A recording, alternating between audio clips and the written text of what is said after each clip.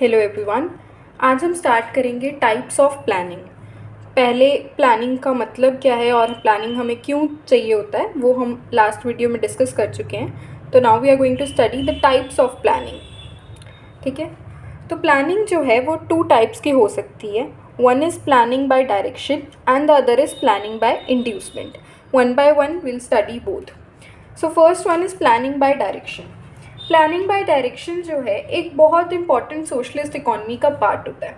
ठीक है, उसमें होता क्या है, उस प्लानिंग में एक सेंट्रल अथॉरिटी है और सेंट्रल अथॉरिटी आपको बताती है कि आपने कैसे प्लान करना है उस चीज़ को। आपको प्लान करके देती है कि आपने कैसे कैसे प्लान को डायरेक्ट करती है कि आपने कैसे उसमें काम करना है और ऑर्डर करती है for the execution of the plan.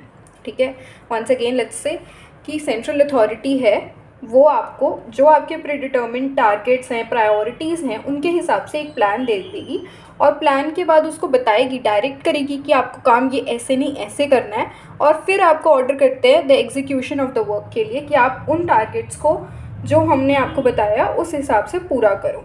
ठीक है, तो ऐसी प्लानिंग जो होती है वो बहुत कॉम्प्रिहेंसिव होती है और पूरा इंटायर इकॉनमी को कवर करने का टारगेट वो लोग रखते हैं। तो नेशनल प्लान का टारगेट होता है और आपकी ओवरऑल ग्रोथ एंड डेवलपमेंट का ध्यान रखा जाता है ऐसे प्लानिंग की में। बट जो प्लानिंग बाय डायरेक्शन है उसकी भी कुछ अपनी लिमिटेशंस हैं। क्या हैं वो? तो प्लानिंग बाय डायरेक्शन की जो लिमिटेशंस हैं उनमें the first one is bureaucratic control. अब जो प्लानिंग बाय डायरेक्शन है उसमें क्या होता है कि कंज्यूमर की सॉवरेनिटी तो कंप्लीट एब्सेंस मिलता है आपको कि कंज्यूमर अपने आप से नहीं कुछ कर सकता बिकॉज आपको सेंट्रल अथॉरिटी खुद सब कुछ बता रही है कि क्या काम कैसे करना है। तो people are not allowed to spend and consume according to their choices क्योंकि आपको ऑलरेडी सब कुछ प्री डिटर्मिन्ड मिल रहा है। तो ये उसकी एक लिमिटेशन है। सेकेंड इज़ इनफ्लेक्सिबल बिकॉज एक ही प्लान है जो कि आपको ऑलरेडी मिल चुका है और आप उसको रिवाइज नहीं कर सकते। मतलब आप अपना टेक उसमें कुछ नहीं दे सकते कि हम इसको ऐसे चेंज कर लेते हैं। नो, आपको जो प्लान मिला है आपको उसके हिसाब से ही काम करना होगा। ठीक है, एंड नेक्स्ट इज़ कॉस्टली क्योंकि आपके पास एक प्लान है और जो आपको जैसे मिल गया आपको उसके अकॉर्डिंगली करना है, तो it is very costly. Next is unsatisfactory. Unsatisfactory है क्योंकि जो प्रेजेंट इकोनॉमिक सिस्टम है वो बहुत कॉम्प्लेक्स है। ठीक है, तो अगर हमें आउटपुट को इंक्रीज़ करना है तो सारी कॉम्प्लीमेंटेरिटीज़ को रिड्यूस करना पड़ेगा। ठीक है, और जो प्लानिंग बाय डायरेक्शन है वो हमेशा किसी ना किसी चीज़ की शॉर्टेज में ही रहता है या फिर दूसरी चीज़ की सरप्लस में। मतलब एक चीज़ की शॉर्टेज होगी और दूसरी की सरप्लस होगी, तो ये बहुत अनसेटिस्फैक्ट्री हो जाता है। ठीक है, now let's go on to the second type of planning, that is planning by inducement. So the next one is planning by inducement. Planning by inducement जो है वो एक बहुत डेमोक्रेटिक प्लानिंग पे बेस्ड है। ठीक है, ये मार्केट मैनिपुलेशन पे भी बेस्ड है कि यहाँ पे कोई कंपल्शन नहीं होती बट परसुएशन होती है। तो यहाँ पे क्या है, एंटरप्राइजेस के पास फ्रीडम है, कंजम्पशन की फ्रीडम है, प्रोडक्शन की फ्रीडम है, लेकिन they all are under the control और they are under the subject to state control and regulation. अब जो लोग हैं उनको किसी ना किसी तरीके से इंड्यूस किया जाता है कि आप एक सर्टेन मैनर में ही एक्ट करो। अब वो किसी ना किसी तरीके से मतलब कि फिजिकल मेजर्स से या मॉनेटरी मेजर्स से उनको एक पर्टिकुलर मैनर में इंड्यूस करने को कहा जाता है।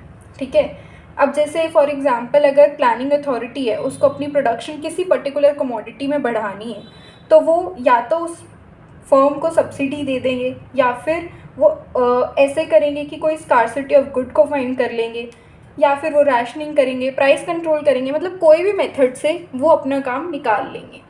तो इसलिए हम कहते हैं कि जो प्लानिंग मेथड है, प्लानिंग बाय इंड्यूसमेंट मेथड है, वो सेम रिजल्ट्स ले आता है, अचीव कर लेता है अपने टारगेट्स को। लेकिन जो हमने कहा सेक्रीफाइस की बात करी हमने, जो डायरेक्शन में हम सेक्रीफाइस बहुत ज़्यादा कर रहे थे क्योंकि उसमें हमारा कोई सही नहीं था, बट यहाँ पे जो कंज्यूमर की लिबर्टी है उसको इतना ज़्यादा सेक्रीफाइस नहीं करना पड़ता। ठीक है, और बट हर एक के अपने अपने कुछ ना कुछ डीमेरिट्स होते हैं, तो इसकी भी कुछ लिमिटेशंस हैं। तो इसकी लिमिटेशंस हैं, लिमिटेशंस में first point is not adequate resources.